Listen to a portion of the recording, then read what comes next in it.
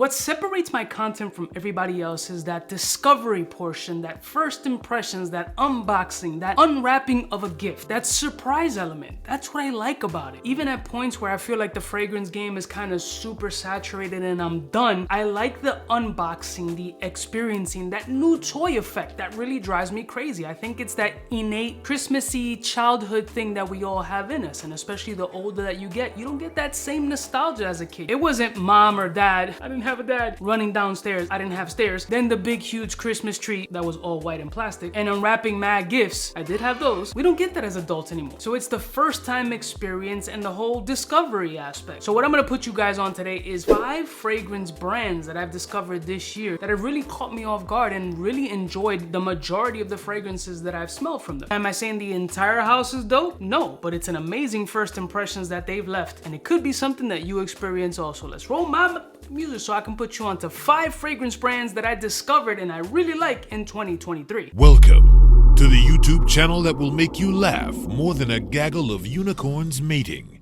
in the Serengeti. His wealth of knowledge will make the most astute astrophysicist question his life decisions. Led by his spiritual advisors, Chuck Norris and Walter Mercado, I present to you Mr. Kind of a Big Deal.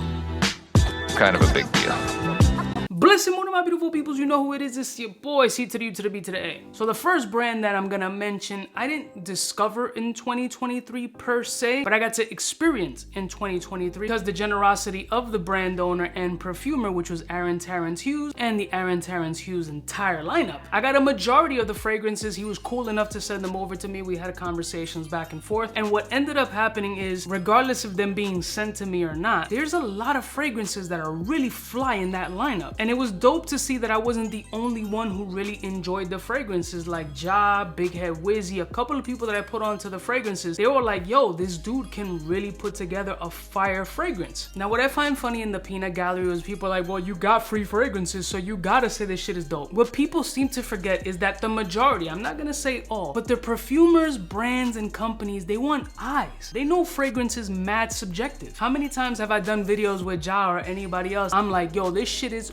super fire, and then he's like, garbage. And that's pretty much the experience that I had with Terrence Hughes. There's a couple of pieces in there that I don't absolutely love, but the majority of them have all the points that people are looking for. Mass appeal, performance, sexy scent profiles. You got the Oudi for the niche, you got that mass appeal sex bomb, bergamot explosions. It's got the gourmandy sweet aspect. It has a little bit of everything. It's a very versatile house from the ones that I've experienced that have been done beautifully. Like, it's hard for me to single out one particular one that I like because I like little things from each and every one of them that I've smelled. So for me, the Terrence Hughes house, super dope discovery, and I really got to try out in 2023. Next one. The next one is the one I continuously mispronounce like everything else in my life. I think it's BISOUS or BISOUS. Now, the first experience was tobacco flirting with vanilla. Boom! What an amazing first impression that I had with that scent profile. First impressions. I always say when you're trying to rap to a shorty, you're not gonna see her personality from across the bar like, yo, shorty's got an amazing set of personalities. No. First impression is key, especially when you're spending top dollar on a particular fragrance. Now, when I purchased Tobacco Flirting with Vanilla, I purchased it based on appearance and the note breakdown. I thought it was super interesting. I liked the name. It seemed a little quirky and fun, but I wasn't aware of how the full presentation came with those books and those binders and that whole look. I was like, damn, this is some shit. And then the scent profile itself was super sexy. It was like the side effect Initio Jace kind of scent profile, but a slight better twist off the skin, and really developed into something beautiful and opened my eyes to curiosity about more fragrances within that brand. So I jumped over to the Oud HYPNOTIQUE, and I was like, damn, that's Oud done fire, man. After the 2 fragrances, I was like, yo, I already realized that presentation wise, look wise, scent profile, the quality of the fragrances coming out, I have a feeling this shit is gonna be dope. And the third fragrance that I purchased from the brand, one night only, because I've purchased all these fragrances, they weren't sent to me, was also completely different from the first 2. So there is versatility there, as it was more Santal prominent scent profile. Just a heavy musky sandalwood type scent profile, a lot more wearable than Santal 33 in my opinion, but it was also very sexy and versatile. So with that discovery factor and that opening of the gift, that new experience, that first impressions, all that had me do was like, yo, I want to smell more shit from this house. I want to collect all the books on some Harry Potter shit. I want to see how kinky and how sexy and how seductive this scent profile in this house can get. I want to get the other fragrances. So that's definitely a house that you should at least sample, which was that house of BISOUS or BISOUS, whatever. Next one. The next brand I experienced within Miami that really was so different from anything else that I checked out was the house of Fueguia. Like 65% of the fragrances in that lineup I can't pronounce. Now I only own one of them, which was that Ocoxal. Don't play yourself. Which is such an incredible booze rummy scent profile with such dynamic range and body that I was like, oof. But Maurice over at Osme really walked me through. He had them on his counter, all with these little glass tops, and I started smelling each one of the house and I was like, oof, nah. All of them had this unique vibrancy and story about them. The way he spoke about them also helped sell them to me. So I shared the olfactory experience along with the storytelling behind the fragrance and then really letting that shit marinate in my nostrils. And I was like, there's something uniquely different about this house that is very alluring and attractive to me. This is something that I can get into. It's not something that has any hype behind it. There's a level of mysteriousness and art behind this joint. There's things here that aren't gonna be the mass appeal sex bombs that people are looking for when they jump into this game, but that 5% niche snob in my head is like, damn, this is a vibe. This is something completely different. But my crowd-pleasing personality led me more towards that rum type vibe, but it also left that mental note in my head like, yo, I need more from this fragrance house. So Fueguia is a house on the low that you might want to sample if you can. Next one. Another dope discovery was day 3 fragrances. With fragrances like Ambar Dominicano and La Tacita de Café, it was really something that catered to the Latino side with a little bit of culture and heritage in there. There was a story behind those fragrances, so they weren't just sexy scent profiles that were very different from each other. They were unique notes that really spawned my childhood memories. Like I wanted to drink coffee with leche and a little cracker with some butter on it, a little fried egg on some mango and some salami and queso frito. That muscle memory started sparking in my brain, bringing me back to what I consider an amazing childhood. One of the dope shit about growing up in the hood and having different life experiences is that no matter how traumatizing or crazy shit was, your childhood could have been absolutely amazing in the midst of all this chaos. And that's kind of the teleportation effect that I had with that house. So making a nice fragrance is one thing, and it's kind of easy to do. Telling a story with a scent and able to teleport somebody back to a time where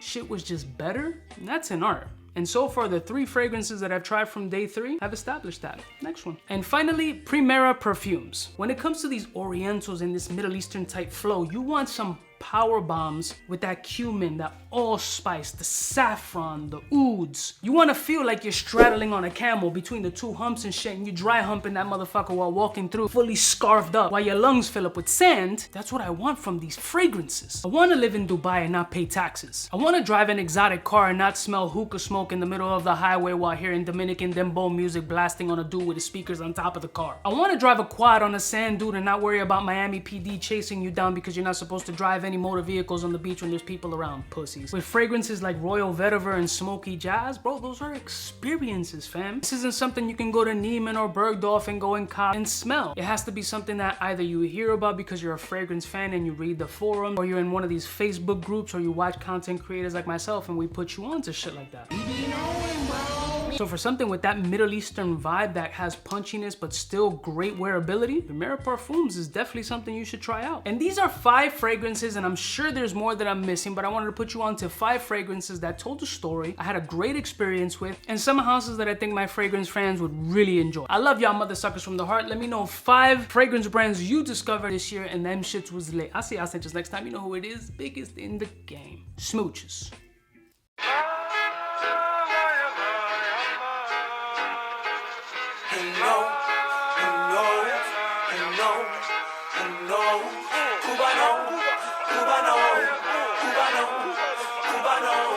What's fresh? Who's best? Wanna know who's gonna pass the test? For the fly gun holder, money folder, Motorola start tag when it's time to call back. For the rough, rugged, and raw way, this nigga Jay, it's a game, but he don't play. Hey, for all the chicks that got dead in the penthouse suite on top of my mom's crib. It's nonsense you never get in. It's nonsense that you would think that you would.